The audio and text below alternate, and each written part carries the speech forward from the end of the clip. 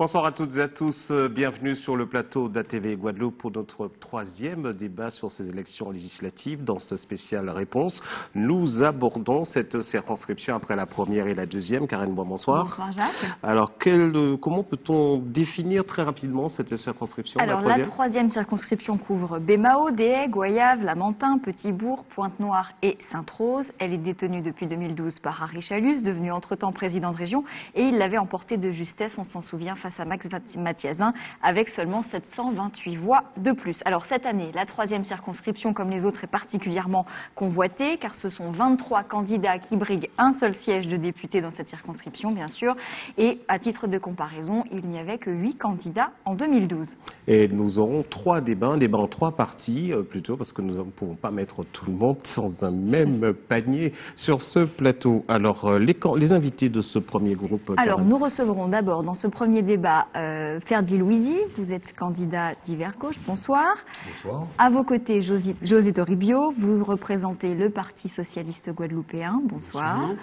À vos côtés, Samuel Cazomon, vous êtes sans étiquette. Bien, bonsoir. Bonsoir. Alors, en face de vous, à mes côtés, Max Mathiazin, donc vous êtes d'Hiver Gauche, bonsoir. Bonsoir. Edwin Le Pen-Mondon, vous êtes sans étiquette. Bonsoir. Et enfin, en 6e position, Harry Broussillon, donc vous êtes d'Hiver Gauche. Bonsoir. Bonsoir. D'Hiver Gauche, vous n'avez pas répondu. Oui, j'ai dit d'Hiver Gauche, oui. Alors, vous aurez le même temps de parole pour vous exprimer dans un ordre qui a été tiré au sort. Alors, la première question, vraiment, c'est une question très large. Hein. On vous demande simplement de nous préciser quel type de député que vous voulez être. Alors, Ferdi Louisi, vous avez le tirage au sort, vous êtes désigné comme étant le premier à prendre la parole.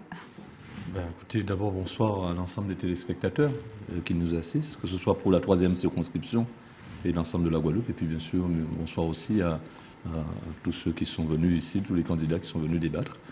Le député que je souhaite être, d'abord un député actif, assidu, et engagé. Ça fait la suite à tous les engagements que j'ai pris jusqu'à maintenant sur le plan politique. Et ça me permettra, avec l'expérience que j'ai acquise, le sérieux et un certain nombre de compétences que j'ai eu à développer en prenant bon nombre de responsabilités. Mais j'espère que tout cela me permettra d'être un député de la nation, participant au débat au niveau de la nation, surveillant l'action du gouvernement et agissant particulièrement sur des sujets qui concernent notre circonscription, qui concernent la Guadeloupe et qui concernent aussi l'outre-mer, parce que je crois que nous sommes dans une forme de solidarité ultramarine qui nécessitera que nous puissions travailler ensemble. S'agissant maintenant de mes priorités, je pense qu'on va l'aborder peut-être tout à l'heure, mais en attendant, je souhaite être un député sérieux. José Toribio. Bonsoir, permettez-moi tout d'abord de remercier votre chaîne ATV d'organiser un débat démocratique, ce qui ne se fait pas par ailleurs. C'est donc bien pour que les électrices et les électeurs puissent avoir les données de la confrontation et puissent pouvoir choisir. Alors, quel député serais-je? Telle est la question. D'abord, un député présent, pas un député absent, contrairement à ce qui s'est fait jusqu'ici. Un député qui, vous en conviendrez, connaît quand même quelques éléments de dossier et qui peut le défendre. Mais surtout un député qui ne votera jamais un texte qui puisse venir contrarier les intérêts de la population guadeloupéenne, contrairement à ce qui s'est fait par le passé. Actif, présent, qui connaît les dossiers, et puis qui a le devoir d'agir, tant il est vrai que notre pays va à volo et qu'il y a des mesures à prendre, mais on reviendra sur les propositions dans quelques instants. Alors Samuel Cazomon, quel député vous voulez être? Bien, bonsoir. Alors déjà, merci pour cet exercice démocratique. Et bien justement, la démocratie participative, faire en sorte que je puisse relayer les messages, les aspirations venant de la population. Un député proche du terrain, proche des Guadeloupéens, faire en sorte qu'on puisse demander l'avis des femmes et des hommes qui sont actifs dans leur territoire respectif, être en synergie avec les collectivités locales. Vous savez, cette année, c'est particulier parce qu'on a la loi sur le non-cumul des mandats. Ça veut dire que les députés ne seront plus députés maires ou députés avec une fonction exécutive. Je souhaite être un député de terrain, mais un député diplomate parce que le sens de la communication bienveillante, le sens de la communication non violente Et puis voilà, je souhaite être un député actif parce que justement, il y a des choses à porter, notamment dans l'économie sociale et solidaire. Max Mathiazan. Les Guadeloupéens me connaissent. Vous avez dit vous-même qu'en 2012, j'ai été battu de justesse dans cette circonscription par le député sortant, Harry Chalus. J'ai dirigé un parti qui est un grand parti, qui a été le premier parti de la Guadeloupe pendant longtemps. Parti socialiste? Oui, et je l'ai fait bien. J'ai obtenu des succès. Au Conseil général, où j'étais élu un moment avec mes amis qui sont ici, bien, j'étais président de groupe et je l'ai fait avec brio. J'ai défendu avec sérieux les intérêts de la population guadeloupéenne.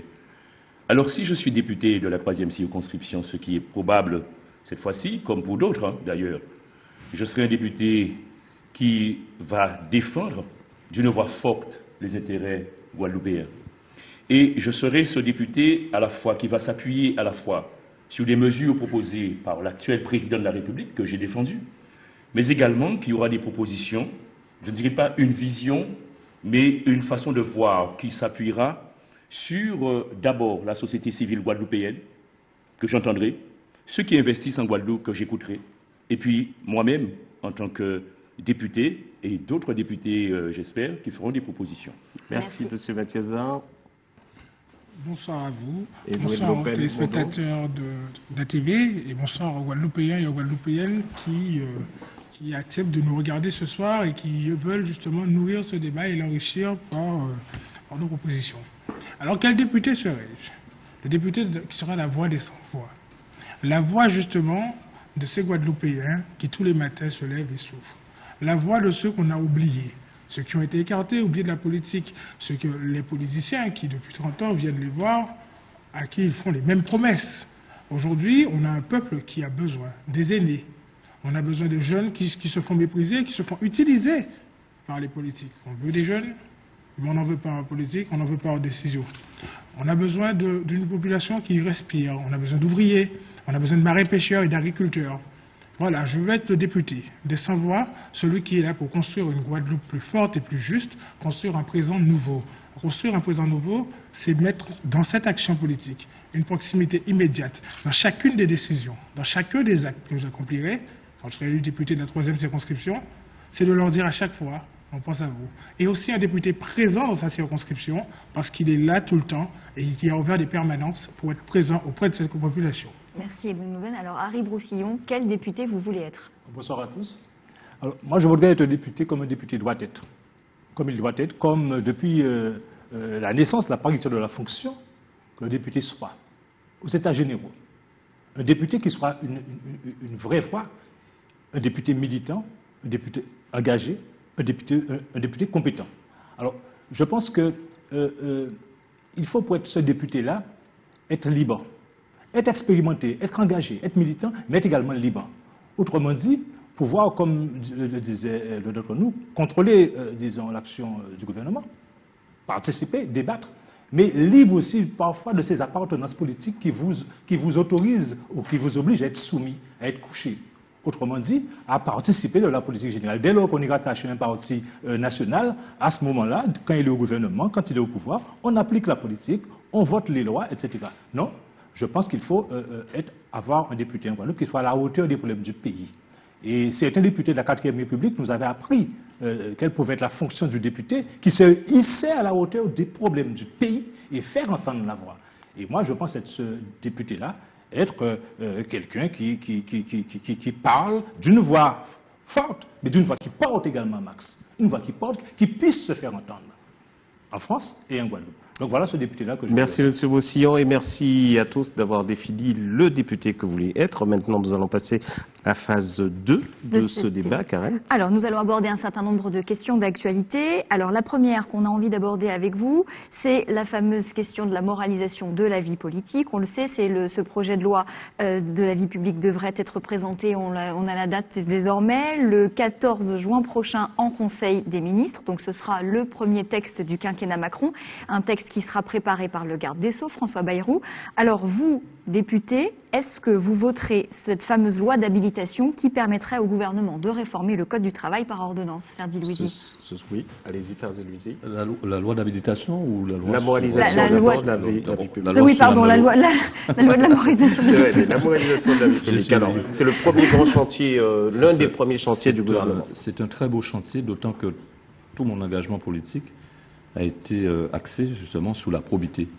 Et j'ai tenu, en ma qualité de maire, de conseiller général, et particulièrement de maire ou de président du Parc national, à gérer les finances publiques avec honnêteté, droiture. C'est l'expert comptable qui parle? Au-delà, c'est l'homme politique qui, avec les années, dans ses différentes fonctions, dans ses différentes responsabilités, a toujours mis en avant la probité. Et j'avoue que je me réjouis que cette loi arrive au moment même où je porte témoignage à la population dans le cadre de la campagne que Goyave, on n'a jamais entendu que Ferdi Louisi a été mené à une quelconque malversation financière, contrairement à ce qui défraie la chronique, même sur notre territoire guadeloupéen.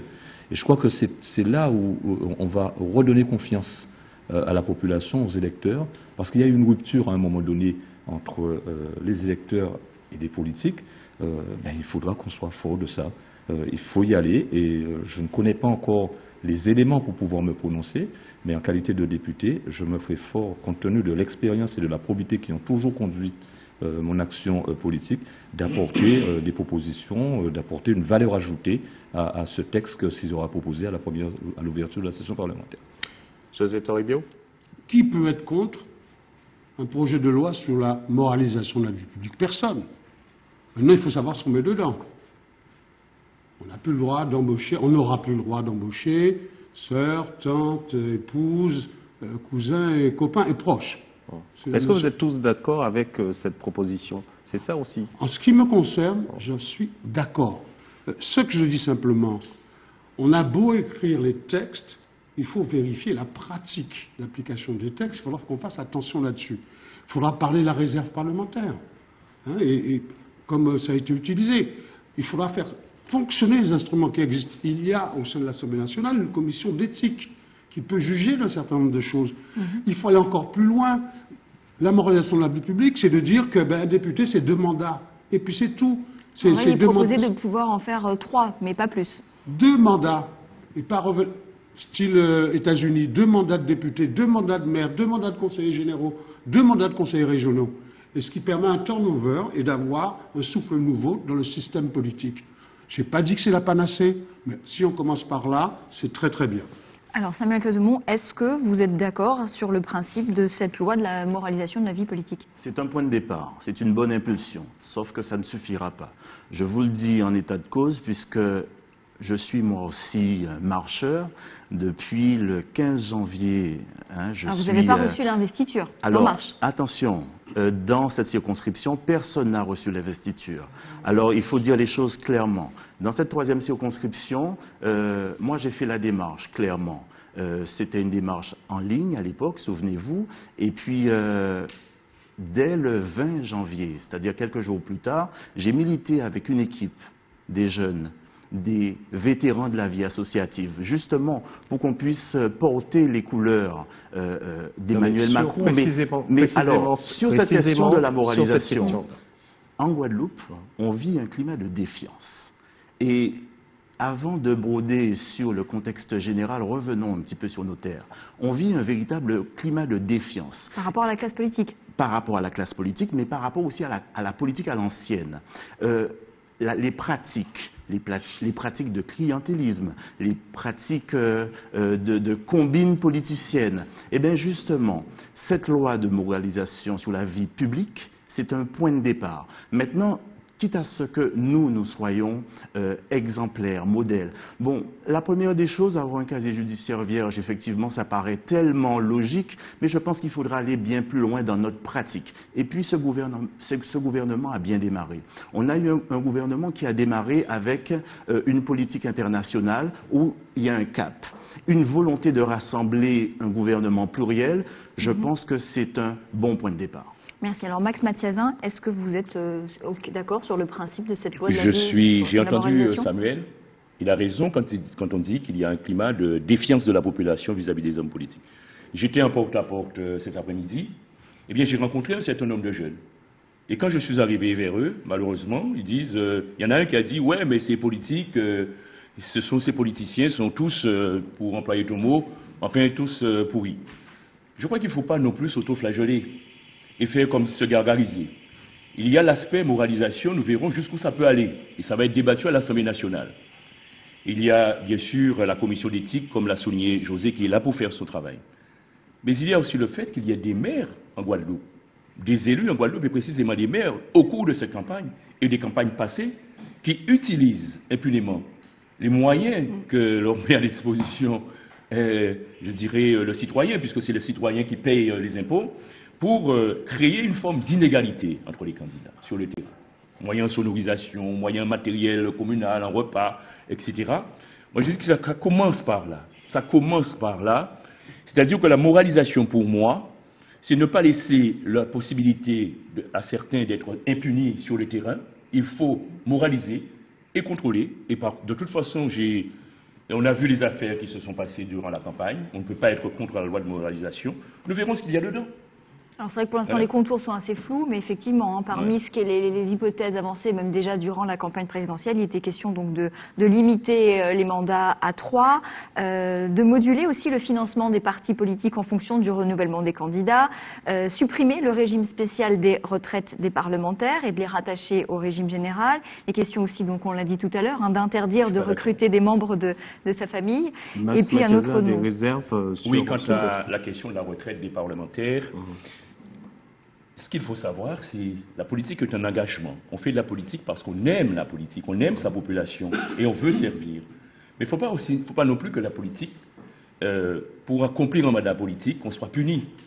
Vous voulez dire qu'il y a une part de risque trop importante ? Il y a parmi les candidats à cette élection des personnes qui ont une carrière professionnelle honorable, qui gagnent bien leur vie et qui seront perdants de toute façon quand ils seront parlementaires. Et pourtant aiment ce métier, je veux dire, c'est pas un métier, mais aimeront cette fonction-là et accompliront cette fonction avec cœur. L'excès de moralisation peut nuire à la qualité Ce n'est pas l'excès de moralisation, il ne faut pas que la moralisation aille dans le sens d'une punition à l'égard de certains, en disant, bon, un parlementaire, c'est d'emblée quelqu'un dont on doit se méfier. Il y a des gens qui gagnent honorablement leur vie et qui abandonnent une part de leur revenu pour servir la population. Et ça, c'est important, il faut en tenir compte aussi. Edwin Lopez. Tout à fait, je rejoins pour le coup Max Mathiasin sur sa deuxième partie. Oui, il faut cette loi de moralisation, totalement, mais je ne pense pas que ce soit le sujet prioritaire et principal. Il faut moraliser la politique, il faut changer les règles, il faut bousculer tout ça. C'est vrai qu'il y en a qui se sont très bien servis. On peut être aujourd'hui député, maire et président d'agglo, on peut gagner jusqu'à 15 000 euros, c'est trop. C'est fini maintenant avec la loi du cumul. Non, l'agglomération n'est pas cumulable, c'est le seul mandat qui n'est pas considéré comme un mandat. Donc on peut gagner jusqu'à 15 000 euros, c'est pas normal.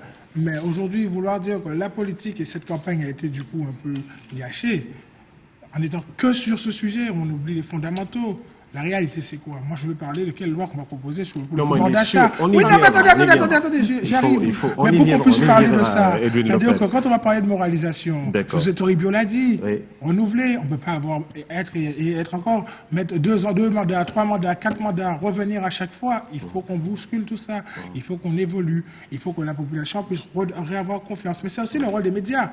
Que les médias puissent donner confiance et avoir plus de temps de débat, comme vous le faites ce soir à TV. Et en cela, on vous salue tous ce soir pour le dire, mais parce qu'il faut vraiment pouvoir renouveler et faire respirer le système politique actuel. Réexpliquer quelles sont les fonctions de chacun, qu'on ne confonde pas tout, qu'on n'ait pas des gens qui sont candidats en municipal, qui parlent de l'action de député, qui confondent l'action du président de région, qui confondent l'action du conseiller départemental. Il faut qu'on puisse réavoir cette pédagogie pour faire respirer cette démocratie. Vous vous sentez visé par cette définition, Harry Boussian, vous qui avez été maire? Non, mais je pense que ce qu'il dit, c'est très juste. Parce que, disons, puisqu'on parle de moralisation, mais la société française, elle est lourde, elle est difficile. Bon, je vais voir ce que ça donne. Mais je sais comment ça fonctionne. Ce n'est pas la première fois qu'on comprend cette nombre de dispositions à caractère moral. La société française fonctionne, elle a ses traditions, elle a ses habitudes. La classe politique a ses traditions, a ses habitudes. Ce ne sera pas aussi simple que ça. Et puis, la moralisation, c'est aussi, ce serait peut-être aussi, disons, faire attention à l'opportunisme politique. Il y a trop de gens qui se sont mis en marche, trop de gens se sont mis en marche. Par opportunisme politique, je dis attention à ça. La moralisation, c'est ça aussi, couper avec les pratiques politiques anciennes. Donc, moi, j'attends voir. Je suis d'accord, on le sait, bon, j'ai exercé des responsabilités. Est-ce que ce n'est pas aussi avoir avoir des convictions? Je pense avoir été... Faire la politique oui. moralement, est-ce que ce n'est pas avoir des convictions avoir- et s'y il y a- tenir? Pourquoi on s'engage dans ce Il débat y a une éthique, il y a une éthique de responsabilité, une éthique de conviction.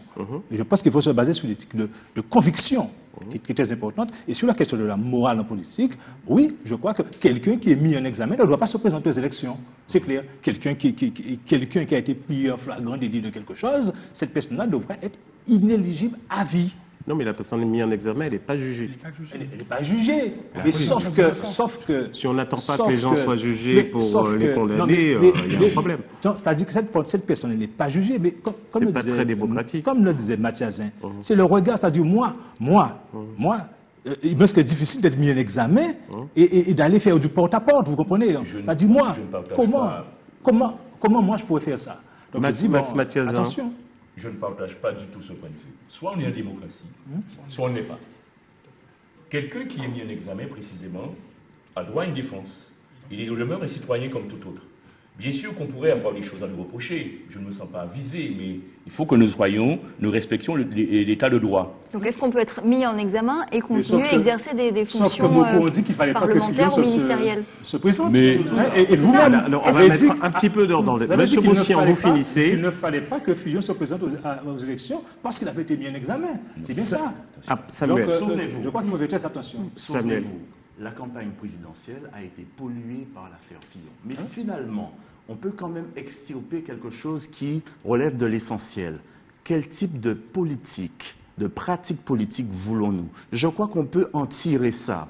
Et c'est pour ça que votre première question, quel type de député nous souhaitons être? Sachant que nous ne pourrons plus être à la fois députés et maires. Ça veut dire qu'on a la possibilité d'être sur l'axe du terrain et l'axe législatif. Mais par rapport à l'interpellation qui a été faite sur le mouvement En Marche, vous savez, moi j'ai créé l'école de prévention et de civisme avec des personnes plurielles, qui ne sont pas forcément du même bord que moi. Je me suis rendu compte que pour créer, pour construire quelque chose, il faut justement que la parole puisse venir de personnes qui, voilà, ont des émancipations différentes. Et au niveau national, pour les présidentielles, la seule personne qui était dans cette logique d'ouverture, de rassemblement et de renouvellement, eh bien, c'était Emmanuel Macron. Donc, ce n'est pas une question de positionnement comme ça, c'est juste par rapport à mes pratiques au quotidien que Emmanuel Macron représentait la personne la plus capable. Ferdinand, vous vouliez Disons que réagir? Nous sommes sur une loi de moralisation. Donc maintenant, ce qu'on veut, c'est introduire la morale en politique. Lorsque vous dites qu'une personne qui est mise en examen n'est pas encore jugée, nous ne sommes pas sur une loi qui donne des sanctions. Voilà. Donc on est bien sur une question de morale. Et c'est cette morale qui va permettre de redonner confiance aux électeurs pour lutter contre l'abstention galopante qu'on voit au niveau des élections. Là, c'est le ministre de la Justice qui porte cette loi. Elle est assez particulière parce que généralement, le droit judiciaire se pose sur des fondamentaux. Donc la morale est un élément constitutif du droit. Et je me réjouis que le gouvernement ait introduit cette notion. Et après, c'est chacun face à sa propre conscience, tout simplement. Donc il ne faut pas voir les choses autrement que comme ça, que c'est une question de morale. Alors, il y a une autre question d'actualité, c'est la fameuse loi d'habilitation que souhaite obtenir le gouvernement pour pouvoir réformer le Code du travail par ordonnance. Alors, est-ce que vous, députés, vous voteriez cette fameuse loi d'habilitation pour réformer le Code du travail? José Toribio. Non, faire diviser. Oui, pardon, oui. Moi, je crois qu'il faut aller vite. Et c'est vrai qu'il y a déjà eu beaucoup de débats sur l'évolution du Code du travail. Là, vous faisiez appel tout à l'heure à ma qualité d'expert comptable. Je le vis au quotidien avec les entreprises et je sais ce que ça donne. Je le vis maintenant au quotidien, l'expérience que j'ai en tant que maire, et je vois ce que ça donne. Oui, il y a une urgence à ce que nous puissions réformer le Code du travail. Et quand vous regardez les sondages, les Français sont tout à fait d'accord.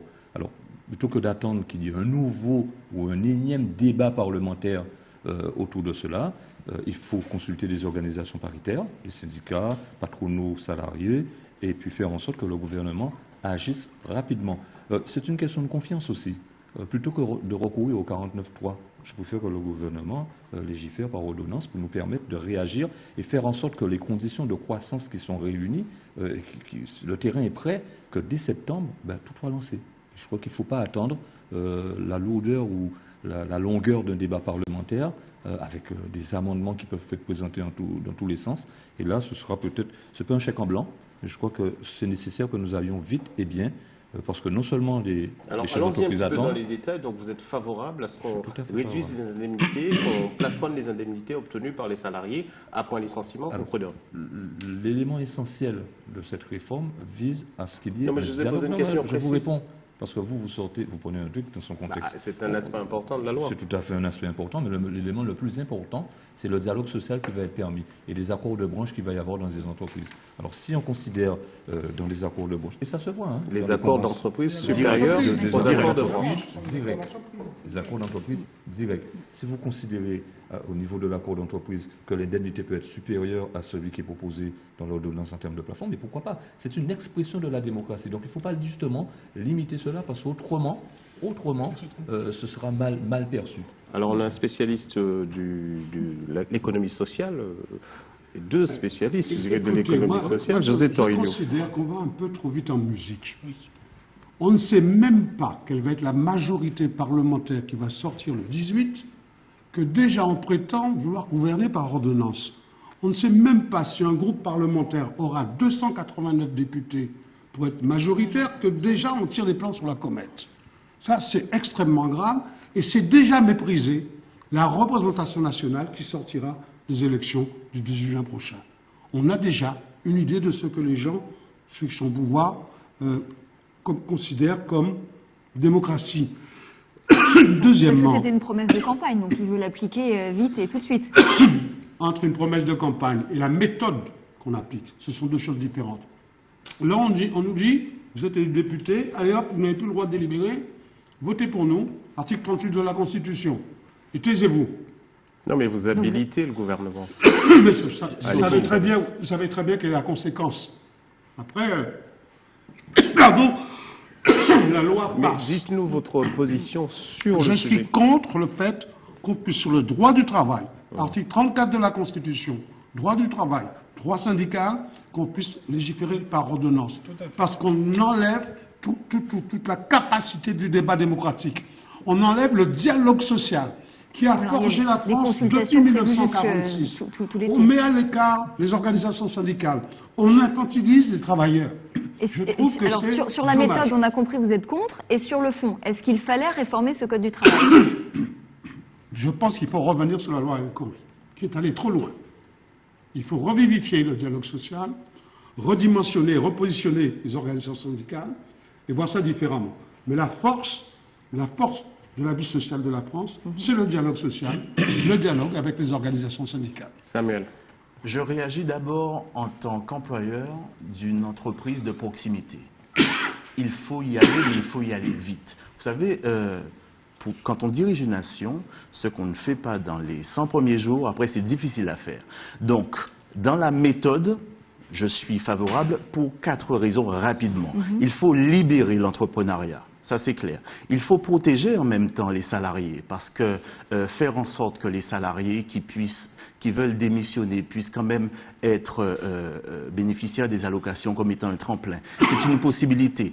Favoriser le dialogue social directement dans l'entreprise. C'est vrai que je ne suis pas là pour dire autre chose par rapport à la force syndicale. Il y a un génie syndicat français et en Outre-mer qui est foisonnant. C'est vrai, mais le dialogue social directement dans l'entreprise, je peux vous dire, moi, en tant qu'employeur, que ça fonctionne. Et puis, quatrièmement, la formation. Maintenant, sur la méthode, le dialogue social avec les partenaires sociaux a bien commencé. Vous avez vu qu'Emmanuel Macron et le Premier ministre ont fait un travail de fond, justement, pour recevoir ces partenaires sociaux et instaurer un dialogue serein. Alors, et ça, c'est intéressant. Les partenaires sociaux aimeraient bien d'ailleurs que le débat dure un peu plus longtemps, au moins jusqu'au mois de septembre. Hein. Mais pourquoi faire ? Alors voilà, donc justement sur le calendrier de cette fameuse réforme, donc on sait que le projet de loi d'habilitation est prévu qui permettrait au gouvernement de légiférer par ordonnance est prévu pour juillet et les ordonnances, elles, seront publiées avant la fin de l'été. Alors Max Mathiazin, vous êtes OK sur le fond et sur la forme? Je crois qu'on parle du moyen Et on ne parle pas de la nécessité, de ce qui est la base même. Emmanuel Macron, ce n'est pas un cynique qui arrive et qui dit, bon, il faut absolument réformer le Code du travail. La France est dans une situation et où depuis François Mitterrand, depuis la première crise pétrolière, l'apparition du chômage, François Mitterrand lui-même avait augmenté les salaires. Il avait donné plus de sécurité aux travailleurs. Et à un moment, il a été obligé de dire, mais nous avons tout essayé. Au tournant de 83. Nous avons tout essayé et ça n'a pas fonctionné. Alors aujourd'hui, on s'aperçoit que la France est un pays qui est complètement obsolète, j'ai envie de dire ça, en matière économique. Et les performances se réduisent peu à peu. Donc il faut endetté, fortement endetté. Et très fortement endetté. Donc la dette, c'est supérieur au PIB, même si on le cache aujourd'hui. Donc il faut déverrouiller il le faut marché essayer du de travail. déverrouiller. Il n'y a peut-être pas une seule méthode. L'actuel président de la République a fait plusieurs propositions. Il dit je réforme, mais je protège. Non, mais attendez, expliquez-nous un petit peu, parce que je pense que les gens ont envie de comprendre, comment peut-on tenir le raisonnement en disant le Code du travail empêche de créer des emplois?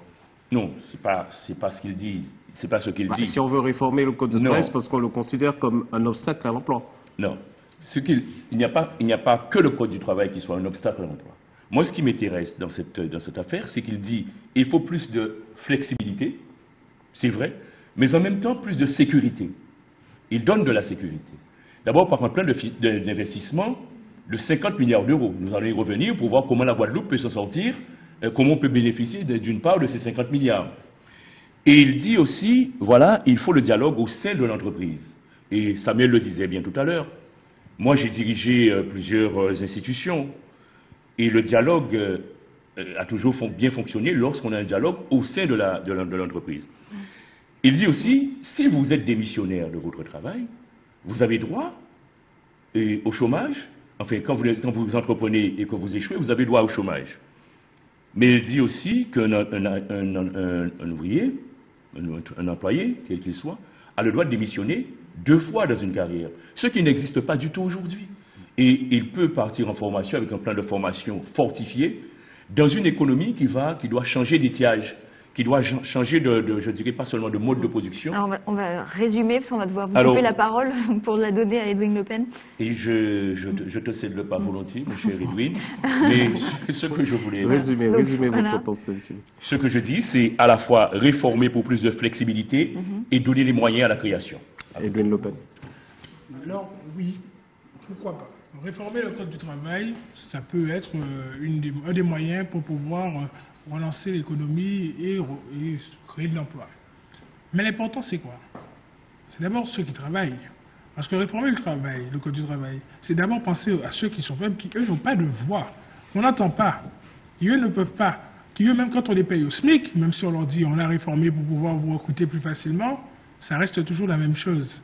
Moi, je serai un député qui, oui, participera à la réflexion pour la réforme du Code du travail. Parce que je suis également chef d'entreprise. Je sais ce que c'est. J'ai vu comment quelqu'un, parfois, on peut être en difficulté face à un salarié, ou que lui-même, parfois, peut être en difficulté avec nous quand il veut se séparer de nous. Et qu'il ne sait pas comment faire pour ne pas avoir ce que ça coûte trop cher à l'entreprise, et que lui-même puisse se trouver dans une situation confortable. Mais attention à ne pas vouloir aller trop loin, trop vite. On a vu, il y a eu la loi El Khomri, José Toribio l'a rappelé, elle mérite d'être revue et revisitée complètement. Il faudra déjà avoir un travail sérieux, de réflexion, participatif. Là, sur ce travail, il y a vraiment un vrai chantier à mettre en place, que les salariés s'investissent dedans. Si on doit parler d'états généraux du travail, contre sur la méthode de... Les habilitations, oui, il ne faut pas aller trop vite en besogne. On ne doit pas aller trop vite en besogne, parce que c'est quand même quelque chose à laquelle les Français et les Guadeloupéens sont attachés, à leur droit du travail. Mais cependant, ce que nous ferons, c'est protéger le pouvoir d'achat, justement, de ces salariés. Libérer l'énergie de ceux qui peuvent, et donc libérer l'énergie des entrepreneurs, ceux qui peuvent entreprendre. Mais on ne fera pas il ne faut pas faire croire à la population qu'il y aura une génération d'entrepreneurs. Il y aura une génération de travailleurs qui méritent un mieux vivre ensemble, en Guadeloupe, qui ont besoin de plus de flexibilité, de plus de pouvoir d'achat.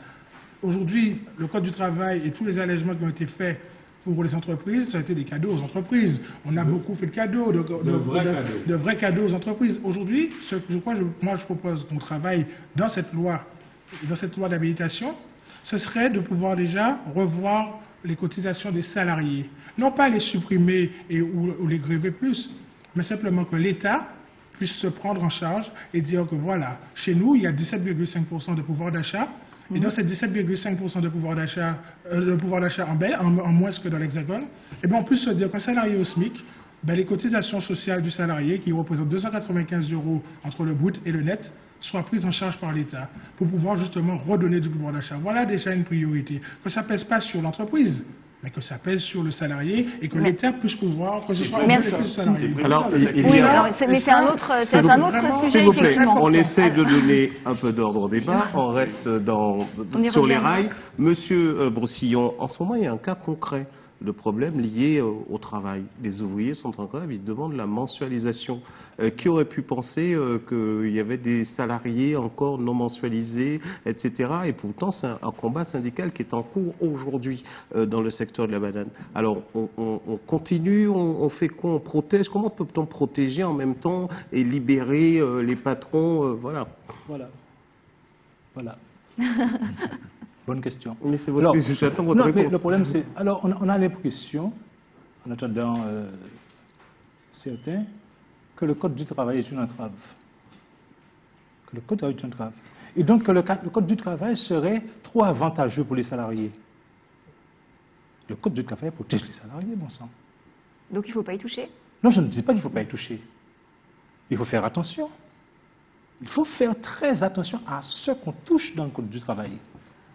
Donc, je pense que la société française, elle est bloquée. C'est vrai. Il y a nécessité de libérer les initiatives, que les entreprises se développent, qu'elles fassent des profits. Ok, d'accord. Mais sauf que, il y a des combats qui ont été menés. Il y a des combats historiques qui ont été menés et qui sont codifiés maintenant. Des conquêtes sociales. On ne va pas, comme ça, disons, y toucher, et comme vous dites, c'est-à-dire mettre en difficulté. Max Mathiasen dit, bon, qu'en même temps, il fait des trucs, mais en même temps, il protège. Bon, faut faire. On sait ce que c'est que le capitalisme, on sait ce que c'est que la société de profit. Donc, du coup, on revient, donc, selon vous, on revient sur le Code du travail, mais alors, dans le cadre d'un débat parlementaire. Non, il faut que ça rentre dans le Code parlementaire. Il faut voir ce qu'il y a possibilité de changer. Je ne suis pas fermé là-dessus, ce n'est pas une Bible où on ne touche pas. Il faut voir ce qu'il est possible de changer à l'intérieur. Mais je dis, attention. Et la deuxième chose, on ne peut pas faire l'impasse du débat. On ne peut pas décider par ordonnance. Enfin, mais nous sommes dans une société démocratique. On vient de me le rappeler que nous sommes dans une société démocratique où il faut qu'il y ait débat, qu'il y ait discussion. Et quand vous avez des partenaires sociaux, on les appelle comme ça, des partenaires sociaux, qui donnent leurs mots et qui disent nous ne sommes pas d'accord ou ça ne doit pas se faire comme ça, on dit non, nous allons décider sentencieusement, royalement, présidentiellement. Je n'ai jamais entendu ça. Si. Je n'ai jamais entendu. En tout cas, je n'ai jamais, si tu permets, tu m'as interrompu directement. Mais juste pour dire que la décision de régler par ordonnance, c'est une sentence sans débat. Tout à fait. Sans débat. Max Mathiasen, vous voulez apporter des précisions. D'accord. Lorsque... Pas en même temps, Max Mathiasen et après José Toribio. Voilà. C'est un débat plus réduit, mais ne dites pas que la réforme va se faire sans débat, réformée par ordonnance. J'ai constaté, tout le monde dit qu'aujourd'hui, le nouveau président de la République, aujourd'hui, il a commencé sa mandature et avec une certaine, je dirais, habileté. Et qu'il a convoqué, en tout cas qu'il a invité, pardon, je ne dirais pas convoqué, mais invité les partenaires sociaux à venir débattre, à venir discuter. Tous les présidents l'ont fait, tous. Oui, mais le dialogue... Tous. Non, mais le dialogue est juste entamé. C'est traditionnel. Laissez s'exprimer, monsieur Mathiasen. Le dialogue est juste entamé. Donc, ne présumons pas et ne présageons pas des résultats et de ce qu'en diront les partenaires sociaux. Les partenaires sociaux estiment que le dialogue est certes engagé, mais qu'il faudrait le faire durer davantage. On n'en est qu'au début. Donc, nous le saurons. Il y a d'autres rendez-vous qui sont pris. Il y a nécessité de réformer. J'ai dit pourquoi. Je ne suis pas quelqu'un qui est béat devant ou qui voudrait faire du mal à tel ou tel travailleur. Il faut réformer. Le Code du travail, c'est peut-être la Bible du travail, mais une société évolue. Et aujourd'hui, je crois qu'il faut trouver des voies et moyens de réformer, qu'on le veuille ou non, la société française. Plus de dialogue. José Toribio. C'est extraordinaire. C'est extraordinaire qu'on parle du Code du travail comme étant un élément bloquant. Mais c'est de la protection des salariés. C'est leur vie quotidienne dans l'entreprise. Et puis, il y a le texte et il y a le contexte. Quand on me dit qu'il faut réformer, j'aurais préféré le mot aérer le Code du travail. Quand on me dit qu'il faut réformer le Code du travail, ça c'est le texte. Mais le contexte, on sait très bien dans quel esprit c'est fait. C'est pour permettre justement au patronat, et particulièrement au patronat du 440, de faire ce qu'il a envie de faire avec la destinée des travailleurs. Le Code du travail est bloquant, mais non, c'est les 50 milliards que François Hollande a versés aux entreprises du 440 pour soi-disant embaucher, alors qu'il y a des plans sociaux multiples. Le dernier cas, c'est les chaussures André, 2000 salariés secs, ils n'ont pas embauché, ils licencient. Par contre, 50 milliards. Mais le résultat des entreprises du 440, c'est 76 milliards d'euros de bénéfices sur l'exercice 2016. Voilà où le problème se passe. Le problème se passe dans le fait que la richesse sociale produite par les travailleurs n'est pas redistribuée de manière équitable. Alors peut-être que ça vous paraît un débat dépassé, être socialiste, ne pas être socialiste. Je suis socialiste, je revendique hautement d'être socialiste et pour protéger les travailleurs et faire en sorte que la négociation sociale puisse aller le plus loin possible dans un esprit démocratique et qu'on ne méprise pas une représentation nationale élue le 18 juin, tout de suite, ordonnance. Ça s'apparente. Alors, Samuel Kazumo, un mot sur ce thème et puis après, faire 10 minutes en avance. Je ne souhaite pas refaire le match par rapport au bilan négatif du prédécesseur de Macron. On n'est pas là pour refaire le match, sauf que si on veut aller de l'avant, il n'est pas question du CICE, il est question de faire en sorte que le travail soit une rencontre entre l'employeur qui crée de l'emploi et le travailleur qui transforme une activité en un projet viable. Vous savez, justement pour qu'il y ait cette rencontre, il faut aussi qu'il y ait de la confiance. Aujourd'hui, l'employeur que je suis, c'est un risque à chaque fois qu'on emploie quelqu'un, qu'on donne du travail. Donc le but, c'est de faire en sorte de créer cette flexi-sécurité à la fois pour déclencher l'impulsion de l'acte d'employer et de faire en sorte que le travail soit un espace de bien-être. Et ça va dans les deux sens. Dans un monde idéal. Non, pas dans un monde idéal, mais au moins avec du dialogue social. En 2007, on a eu le même discours. On a eu un président de la République, Nicolas Sarkozy, en 2007, qui avait exactement le même discours. On a vu où ça nous a menés. À un moment, il faut qu'on soit dans les réalités. Aujourd'hui, on parle du Code du travail. Moi, je vous parle du pouvoir d'achat des Guadeloupéens. Qu'est-ce qu'on fait pour ça réellement? Quel argent qu'on injecte réellement dedans? On a les travailleurs, les agriculteurs, les ouvriers de la banane et les pêcheurs qui, eux, ont perdu leur emploi. On parle de réformer. Mais comment on peut déjà les préserver et les protéger? Où sont les investissements qui sont prévus pour eux? Voilà les priorités auxquelles un parlementaire guadeloupéen doit s'attacher. On va justement vous demander tout cela dans un instant. Sur les habilitations ou autres, c'est très bien, on peut habiliter ou autre, mais là aujourd'hui, il doit y avoir un vrai débat. Et un débat qui prend plus de temps que se dire que, tiens, en 3 mois, voilà, je suis président de la République, je réforme le Code du travail. On a vu ce que ça a donné au cours des dernières années. Aujourd'hui, il faut un débat, et un vrai débat profond. Sur ça, il y a de vraies questions à poser, et pas simplement se dire, bon, maintenant qu'il y a une représentation nationale. C'est une méthode qu'on a connue en 2007 avec un ancien président de la République. Aujourd'hui, soyons plus pragmatiques. Alors, Ferdi Louisi, vous vouliez réagir? Il faut ramener le sujet là où il était. On parle de la réforme du Code du travail. Parce qu'on connaît la lourdeur pour ceux qui pratiquent régulièrement, qu'ils soient salariés ou qu'ils soient employeurs. Je rappelle que les syndicats ne sont pas contre. On rentre dans une phase de simplification. Il y a déjà eu des simplifications administratives. Donc on va le poursuivre, premier élément. Le deuxième élément, que serait le Code du travail pour les travailleurs s'il y a des obstacles qui créent du chômage? Nous sommes en train de rentrer dans une phase nouvelle de croissance. Adaptons les outils qui, pour certains articles dans ce Code du travail, sont archaïques, sont dépassés par rapport à un contexte économique. Le troisième élément, qui est important de le dire, on n'a jamais dit qu'on va supprimer la protection des salariés. Ça, vous confondez le droit du travail avec la protection des salariés. Ce sont des combats qui ont été menés par le SFIO depuis des années. Donc voilà, chaque chose dans son contexte. Un autre élément qui me semble important, il ne faut pas associer la notion de salaire.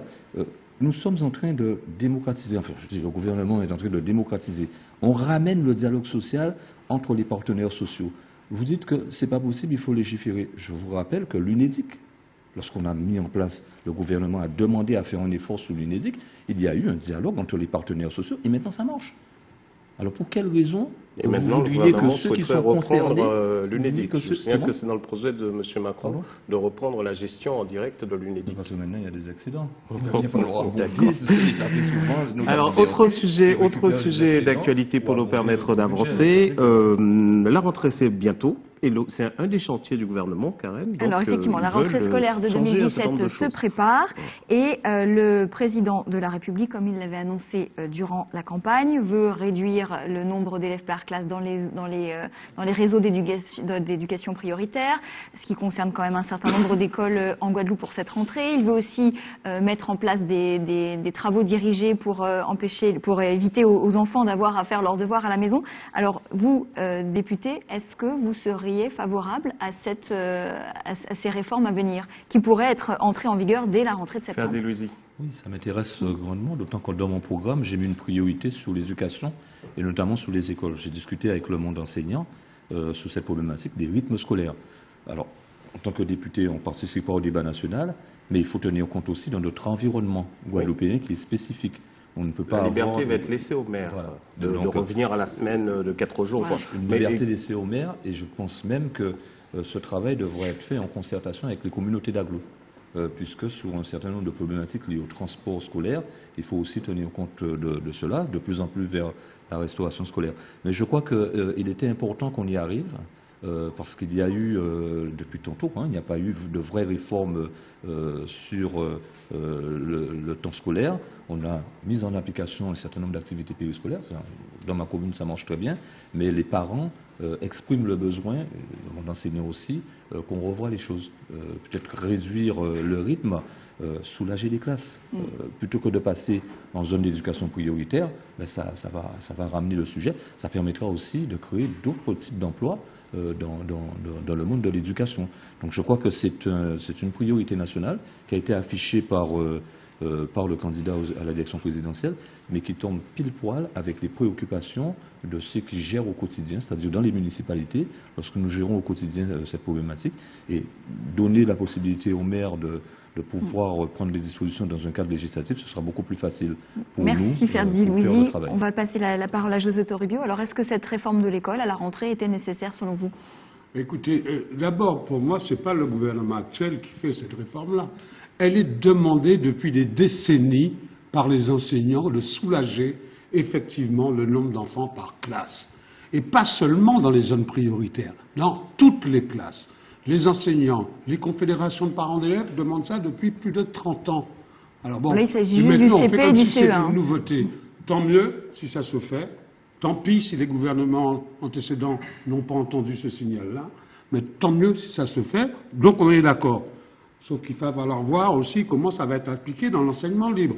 Est-ce que ce qui sera valable dans l'enseignement public le sera également dans l'enseignement libre? Il y a une négociation à faire par rapport aux contrats qui sont passés entre les établissements d'enseignement libre et l'État.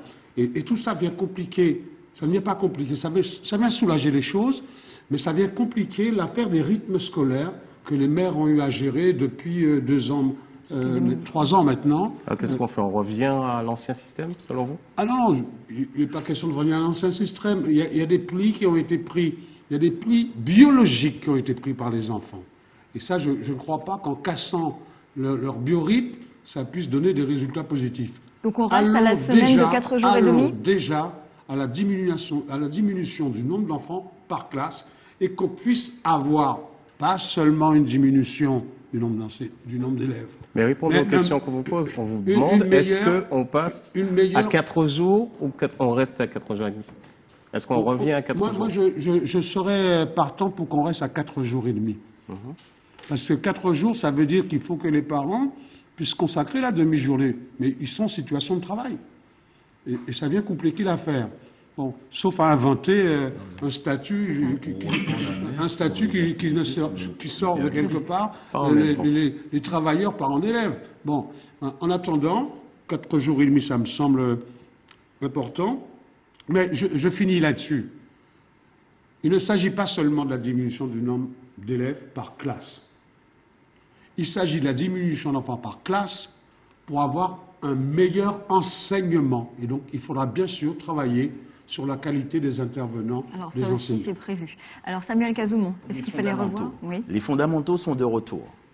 Lire, écrire, compter. Là, on a une belle impulsion qui dit clairement, pour réaliser un tel projet, il faudra des enseignants supplémentaires.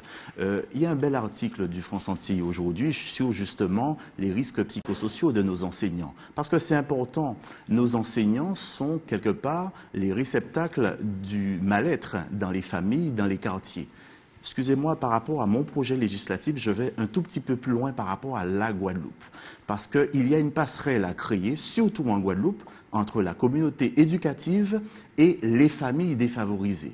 Justement, dans la loi du gouvernement Macron, il est question de travaux dirigés parce qu'il y a une vraie prise de conscience que les familles ne sont pas au même niveau d'égalité par rapport à la chose scolaire. Donc justement, il faut organiser la solidarité au cœur des quartiers. Et au cœur des quartiers, il y a déjà des référents de quartier. Vous savez, des personnes qui donnent de leur temps, de leur énergie. Moi, quand je fais du terrain, je rencontre ces personnes. Sauf qu'il faut légitimer ces référents de quartier. Il faut leur donner un statut. Il faut les valoriser. Et c'est pour ça que dans mon programme, j'ai été un tout petit peu plus loin.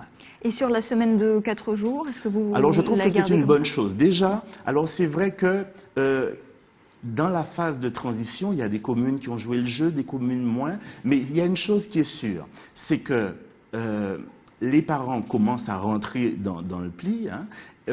Les enseignants utilisent ce temps justement pour faire des activités connexes. Et puis, il y a une chose supplémentaire à dire. Les fameuses associations d'éducation populaire ont été requinquées d'énergie grâce à ce dispositif qui leur donne de la légitimité. Exactement. Edwin Lopen. Alors, justement, en Guadeloupe, faisons déjà des constats. Un jeune sur 3 a de grandes difficultés pour lire et écrire. On a 10 à 15% de jeunes qui sont carrément en situation d'illettrisme. On doit vraiment axer sur cette priorité. Oui, pour réformer l'école, réformer l'enseignement, c'est important. On ne pourra le faire que tout le temps, de manière permanente. Aujourd'hui, on doit pouvoir aller plus loin.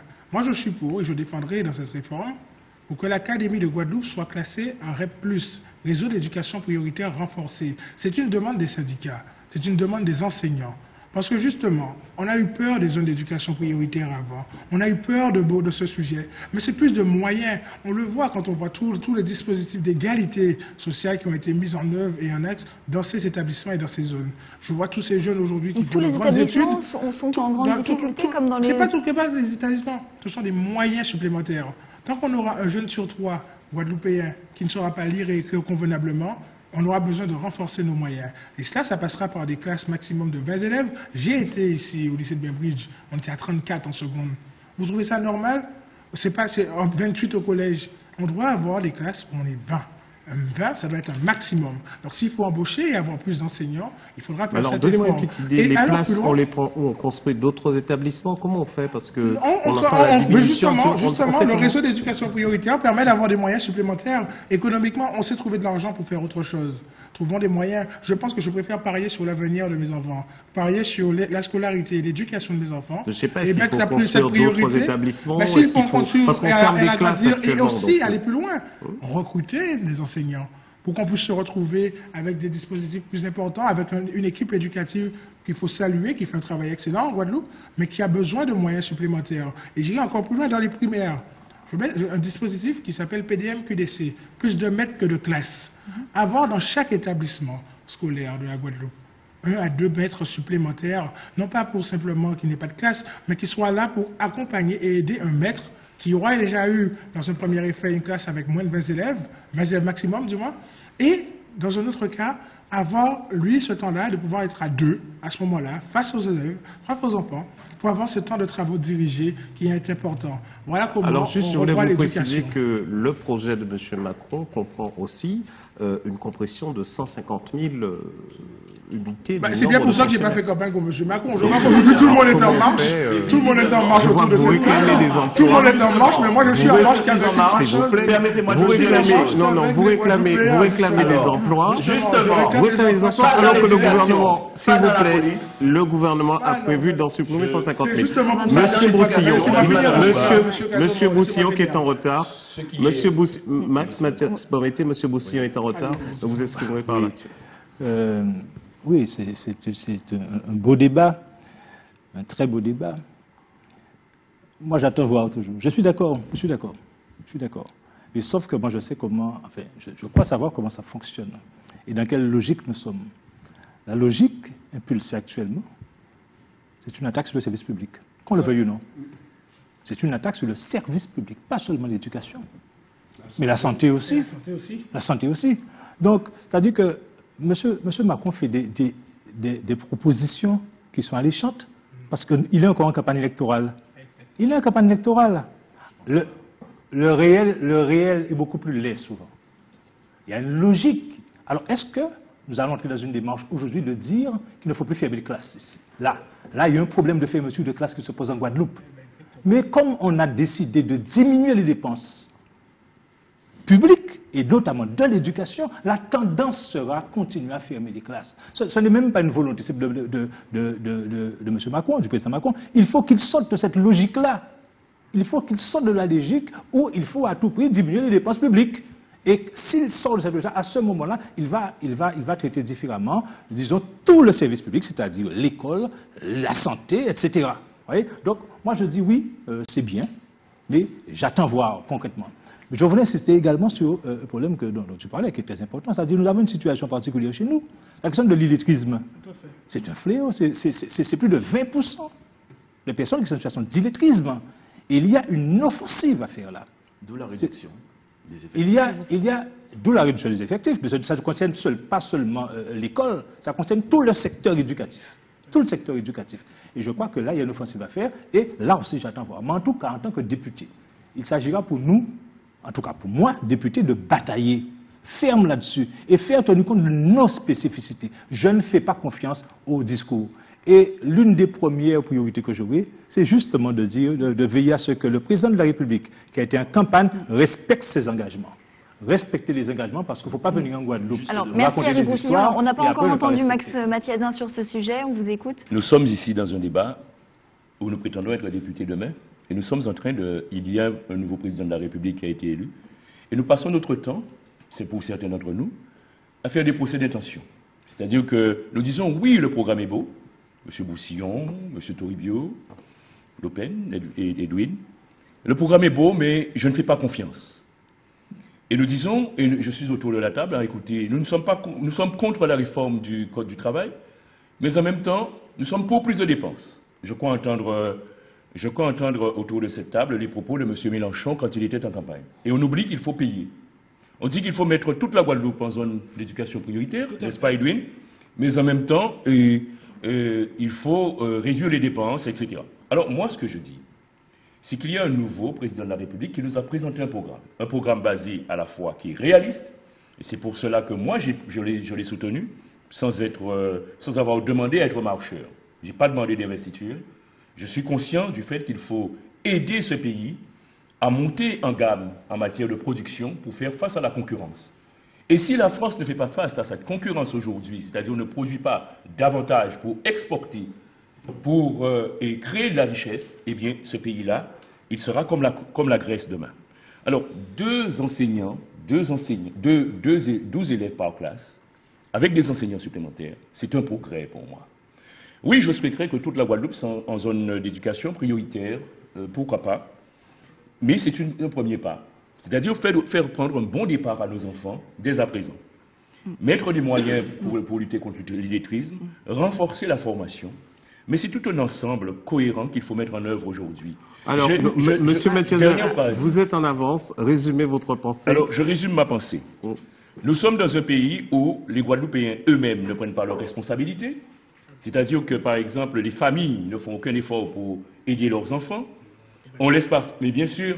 On referme le chapitre sur cette aspect. Émission. Un dernier mot de Monsieur Boussillon. Monsieur Mathiazin, un peu d'ordre. Monsieur Mathiazin, résumez vraiment votre pensée et on passe à quelque chose. Il y a une responsabilité qui incombe aussi aux Guadeloupéens. Et il faut qu'on arrête de dire tout le temps, Yaka. Il faut que nous puissions mettre en place un véritable projet de développement, et je reviendrai, un plan de développement quinquennal pour la Guadeloupe. Alors, j'y reviendrai tout à l'heure. Monsieur Boussillon, un dernier mot, quelques secondes sur ce thème. Non, je ne fais pas de procès de détention au président de la République. Je parle de la réalité telle qu'elle est. Non, on l'a très bien noté ça. Je pense que si je On suis... a très bien noté cela. On ne va pas Oui, continuer. je crois qu'il faut entendre ça. Nous ne sommes pas de cette soyons démarche. comme dès le départ.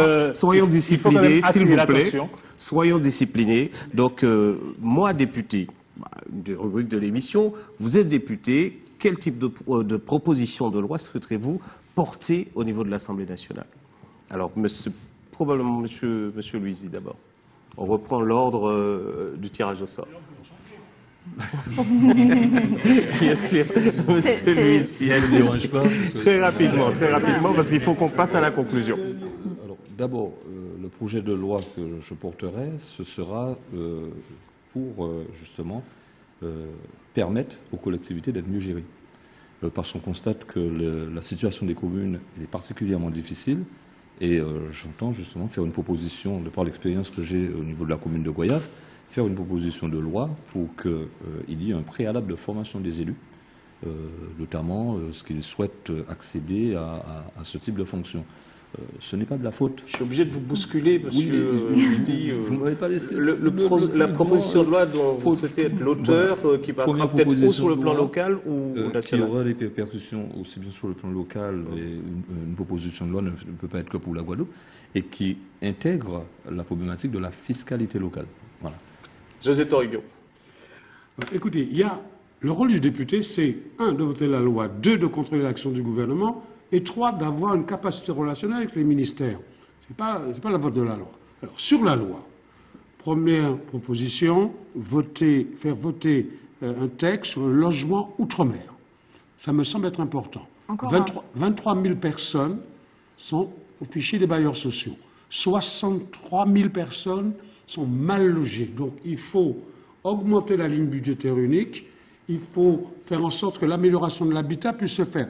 Vous m'avez dit quelles sont les propositions? Non, j'ai dit le projet, la proposition que vous souhaitez porter. J'en ai 3, je reviendrai là-dessus tout à l'heure. Rapidement, s'il vous reste que quelques minutes d'émission. Alors, Samuel, Je souhaite relancer l'activité bénévole, l'activité éducative en Guadeloupe et dans les différents départements de France. Je souhaite faire en sorte que les conseils citoyens interquartiers, justement, puissent être étendus sur l'ensemble des départements, justement, pour donner de la valeur ajoutée à ces hommes et à ces femmes qui sont actifs. S'il vous plaît, messieurs, Max Mathiazin. Moi, je n'aurai qu'une proposition de loi, une grande loi. Depuis 1946, nous vivons en décalage. On parle de rattrapage, on parle d'égalité réelle. D'ailleurs, dès qu'on met réel après égalité, c'est qu'il n'y a plus d'égalité. On reconnaît qu'il n'y a plus d'égalité. Une équation est une équation. J'ai rencontré Emmanuel Macron en décembre et je lui ai dit, monsieur, vous parlez très peu des Outre-mer et de cette inégalité. Alors moi, j'ai une proposition de loi. Faire adopter par l'Assemblée nationale, dans les 50 milliards, puisque la Guyane en a eu 3, un plan d'investissement quinquennal, financé, structuré, qui prennent en compte les petites et moyennes entreprises de la Guadeloupe, l'agro-industrie, l'artisanat, bien sûr l'agriculture et l'enseignement.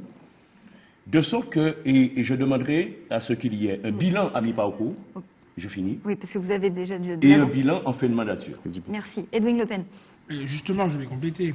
Max Mathiazin parle des plans de la data de l'époque. Ah non, c'est fini ça. Mais allons plus loin, justement. Allons vers ces plans, justement, il faut 15 à 20 milliards. Vous voyez, 50 milliards, il faut 15 à 20 milliards pour réparer notre Guadeloupe, réparer nos départements. Mais faisons simple. Quelle est la proposition que vous souhaitez porter au niveau de l'Assemblée? Écoutez-moi, cette proposition, la première, si je vais apporter vous m'en donnez une, ça sera sur le pouvoir d'achat. Le pouvoir d'achat, non, mais il faut définir le pouvoir d'achat. On a 17,5% de vie chère supplémentaire ici. Eh bien, soyons vraiment plus proactifs sur le pouvoir d'achat des ménages. Rattraper les petites retraites, rattraper le RSA. Monsieur Le Pen, je vous demande de respecter le déroulement de l'émission. Monsieur Boussillon. Oui, je suis d'accord avec tout ça. Et je dis que je ne demande pas d'aide. Je ne demande pas d'aide. Je demande au moins une chose. Je demande à ce que l'impôt soit domicilié ici. Que l'impôt soit domicilié à Guadeloupe. Donc c'est un combat législatif qu'il va falloir mener. C'est ça votre proposition. Alors messieurs, mesdames, maintenant, et collecté par la région. Maintenant, nous allons passer à la conclusion. Chacun aura 1 minute pour conclure et puis après, ce sera terminé. Vous pouvez vous adresser directement aux téléspectateurs. Ferdi Louisi. On est sur la conclusion. Oui. Monsieur Foucault. Monsieur Ferdi-Luisi, d'accord, on le comprend. Le temps nous est compté. Très bien. Le temps nous est compté, donc je le rappelle tout à l'heure, la réforme de la fiscalité locale, ça va nous permettre justement d'assurer un certain nombre de développements. Alors moi je m'adresse aux électeurs de cette 3e circonscription pour leur dire que je souhaite être leur voix à l'Assemblée nationale et faire en sorte que le travail qui a été entamé par mes prédécesseurs, parce qu'avant nous il y a eu des députés, puisse être poursuivi et amplifié.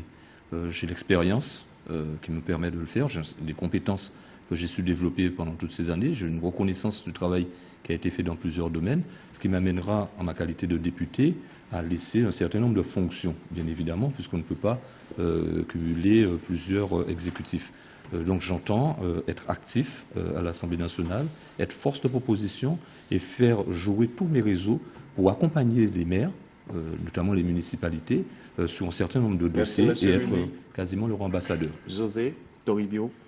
Eh bien, j'ai parlé d'une première proposition sur le logement. Deuxième proposition que je souhaite, c'est l'exonération, faire une zone franche globale pour exonérer les entreprises et à contrepartie embaucher des jeunes Guadeloupéens et rénover leur matériel de production.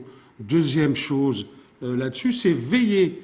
On n'en parle pas. L'Europe s'est défaussée de 38 millions d'euros sur la canne. L'État a pris le relais. Mais c'est momentané. On n'en parle pas. La pêche, l'Europe ne veut pas le renouvellement des embarcations. 1000 embarcations, 1435 pêcheurs actifs. Votre conclusion, c'est important. Maintenir, et ça les patrons le veulent, le niveau des dotations des collectivités locales, parce que ce sont les collectivités locales qui font vivre effectivement les entreprises locales. C'est la question du pouvoir d'achat qui a été posée. Je conclus. Non, monsieur je serai un député avec du tempérament. S'il vous plaît, vous avez eu un temps pour conclure. La parole est à votre collègue. La Guadeloupe et les Guadeloupéens en ont marre de ces politiciens qui se querellent pour des raisons stériles. Donc en tant que député, je serai d'abord un député de terrain et aussi un député diplomate. Il est question de donner la parole à la population. Il est question de faire vivre la démocratie participative. Faire en sorte que cette force de proposition qui émane des citoyens puisse permettre des propositions d'action et des initiatives, notamment dans l'économie sociale et solidaire. Nous avons tant de candidats qui sont intéressés par des municipalités, c'est pas mon fait. Nous avons des candidats qui doivent montrer leur bilan, leur crédibilité. Et bien justement, sous cette logique de transparence, je souhaite être un député qui va au cœur de l'action de proximité avec les habitants de la Guadeloupe. Merci. Alors, en 2 mots, Max Mathiasian, parce que vous aviez un petit peu d'avance sur vos autres. Oui. Donc, J'ai été le plus bavard. Très bien. Eh bien, il y a quelque chose que j'ai envie de dire. Sur les 50 pages géométriques, il n'est pas question, si je suis député, que l'on fasse payer aux Guadeloupéens 43 € qui habitent le littoral, dont les ancêtres ont été esclaves, et qui n'avaient pour espace que ce petit bout de terrain du littoral qui n'était pas productif à l'époque. Eh bien, je me battrai à l'Assemblée nationale pour que soit restitué l'argent de ceux qui ont payé et que les autres deviennent de véritables propriétaires. C'est un droit. Et je compte sur la jeunesse de ce pays. Je compte sur les Guadeloupéens pour faire entendre ma voix et amplifier le mouvement de sympathie qui s'était déclaré à mon égard en 2012. Le Pen, merci. Le samedi 10 juin, on va faire un choix crucial. Il y a 23 candidats. C'est une élection qui est très vaste et très longue. Aujourd'hui, on doit vraiment se remobiliser, se faire confiance, avoir des propositions qui sont fortes. J'ai écrit un projet et un programme avec vous. Vous avez eu l'occasion de le recevoir chez vous et également l'occasion de le commenter et de l'argumenter sur le site Internet. Vous allez recevoir de nouveau le programme synthétique qui a été défini. On doit partager ensemble, construire une Guadeloupe plus forte et plus solidaire, une Guadeloupe plus juste. Et être député de la Guadeloupe, c'est être un avocat qui va défendre l'intérêt supérieur des Guadeloupéens. J'ai parlé de la thématique du pouvoir d'achat, les infrastructures. On doit avoir de l'eau pour tous, on doit avoir du haut débit et des transports et un réseau routier pour tous. Il n'est pas normal que dans des zones de cette circonscription, on n'ait pas des bus qui partent à l'heure. Mais là, ça va passer juste simplement par un plan. On va demander et obliger l'État cette fois-ci à investir réellement pour réparer le passé et faire de la Guadeloupe ce pays développé. Monsieur Lopez, merci beaucoup. Le mot de la fin. Pour les élections des 10 et 17 juin, il y a une décision importante à prendre. Je pense que de tous les candidats qui sont présents ici, je suis celui qui est capable de porter la parole de la Guadeloupe de la mettre à la hauteur des enjeux qui se posent aujourd'hui pour nous en Guadeloupe. Les questions sont importantes. La situation de la jeunesse est dramatique. Elle souffre profondément, elle est en errance sociale, elle est désespérée. Et la question de la mise en place d'un grand plan de formation et d'emploi pour les jeunes n'a pas été traitée. Des engagements ont été pris il y a quelques années. Ces engagements-là n'ont pas été tenus sur les questions de la vie chère, sur la question de l'eau. Il y a des dégradations qui ont été commises sur les hommes, qui ont été commises sur l'environnement, sur le sous-sol, qui n'ont pas été respectées. Merci je beaucoup. Crois qu'il faut qu'une voix merci forte beaucoup, soit portée à l'Assemblée Boussillon, et merci nationale à tous d'avoir participé à ce premier débat sur la 3e circonscription. Dans un instant, la deuxième partie du débat avec d'autres invités. Nous attendons sur ce plateau Sylvie Chamougoano, Hubert Kiaba, Céline Deschelette de la France Insoumise, Adrien Baron du Parti Socialiste et Richard Nebor d'Hiver Gauche. À tout de suite. À tout à l'heure.